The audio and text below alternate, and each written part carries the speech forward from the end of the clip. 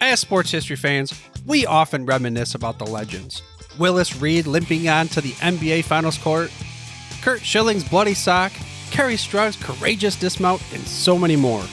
These moments often define sports history. But what about the countless injuries that did not become legends, or careers that were derailed due to inadequate care? That's where this episode's sponsor comes in. Introducing to you, ILP Sports Consultants, your trusted sports injury partner, available 24/7. Brian Maelli at ILP Sports Consultants has over 20 years of experience in the orthopedic and sports medicine industry, and he has worked with athletes across the gamut, from youth to amateurs, professionals, in almost every sport played in the United States of America, accommodating athletes at every stage of their career. This adaptability ensures that ILP services are perfectly tailored to your skill level, no matter where you are in your athletic journey. With ILP, you are in control. Choose the steps that matter most to you. Diagnosis, treatment plan, recovery, or the whole journey. ILP services are tailored to your unique needs. Rushing for care is a common pitfall, leading to future problems. ILP Sports Consultants helps you make the right decisions, ensuring that you receive timely and safe care. And here's a bonus. Brian hosts the Injured List podcast, sharing insights and athlete stories you won't want to miss. Whether you're a concerned parent or grandparent, or an athlete yourself seeking guidance, ILP Sports Consultants is your beacon of hope in sports injury management. Visit ilpsports.com today. That's the letters ilpsports.com. ILP Sports Consultants, where your well-being is the priority and your recovery is the mission. Choose ILP Sports Consultants for a healthier sports journey, helping you get back in the game the smart way.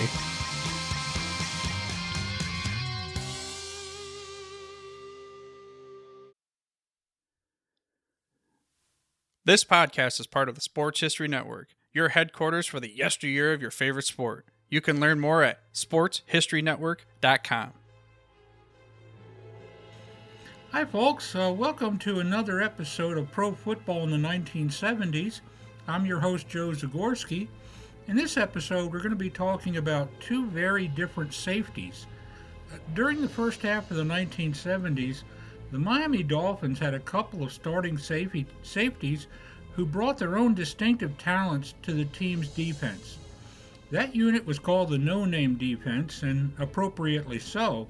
If you asked anyone today who were the starting safeties in Miami during their championship years of the early 1970s, you would probably see a blank stare or a quizzical shrugging of one's shoulders as the likely response. But in reality, both free safety Jake Scott and strong safety Dick Anderson should be much more famous and much better remembered today than they actually are. Now, Scott and Anderson played a pair of pivotal roles in making the Miami defense one of the most formidable in the entire league in the early 1970s.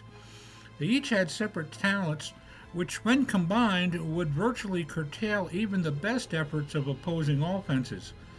The Dolphins were equally adept at shutting down the passing games of their foes, as well as limiting their opponents' rushing attacks to meager yardage week in and week out from 1970 to 1975. Now, Jake Scott was 6 foot even and 188 pounds, and he was employed primarily for his quickness, his speed, and his adept movements as a punt and kick returner. He was also one of the most intuitive free safeties in the NFL at that time. He was a quick study, and he knew how to read a receiver's moves and a quarterback's eyes. One benefit that Scott enjoyed came from his head coach, Don Shula, and from his defensive coordinator, Bill Arnsparger. That benefit could be summed up in one word: freedom. Scott was given carte blanche by his coaches to roam around in the defensive secondary on various zone coverages and break off from any area that he was in order to go toward the direction of the play and to the flight of the ball. Scott was a ball hawk, pure and simple, and it didn't take too long before opposing quarterbacks started to avoid throwing the ball anywhere near him. Because he was a free safety, he often played the role of covering the weak side of the field, and more often you would see him drifting back way deep into coverage to protect against a long bomb from being completed. Early in his career in Miami, Scott was very adept at making the first person miss when he returned punts. His extra effort on punt returns often gave the Dolphins favorable field position. Now, Dick Anderson was a little bigger. He was 6'2" and he weighed 196 pounds, and as the team's strong safety, but he was just as cerebral as Scott. But a tool in Anderson's shed that Scott often lacked was Anderson's ability to hit opposing offensive players with the fury and the velocity of a torpedo. Anderson often had to go up against a greater number of offensive personnel on the strong side of the field. Moreover, Anderson was a devastating hitter, whereas Scott was not.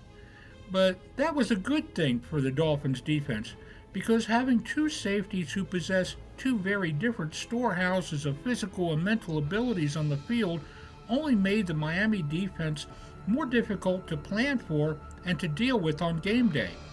Many more physical safeties of that era, such as Jack Tatum of Oakland and Cliff Harris of Dallas, often get much more praise for their hard hits than Anderson.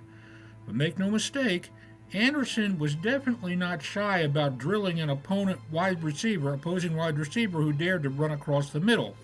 More often than not, it was Anderson who forced opposing running plays, and it was Anderson who often hit with the power and the leverage of a linebacker. Now, both of these safeties were known for their great moments. In the 71 AFC Championship game, Anderson returned a Johnny Unitas interception 62 yards for a touchdown. The Dolphins prevailed 21-0 over the Colts to go to their first Super Bowl.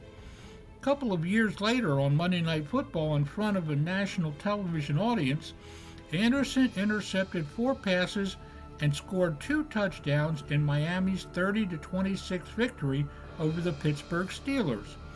Of those 4 pickoffs, Anderson returned those passes a total of 121 yards in return yardage.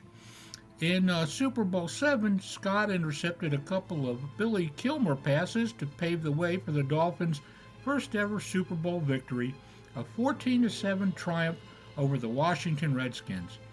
As a testament to his greatness on pro football's grandest stage, Scott was named as the most valuable player in Super Bowl VII.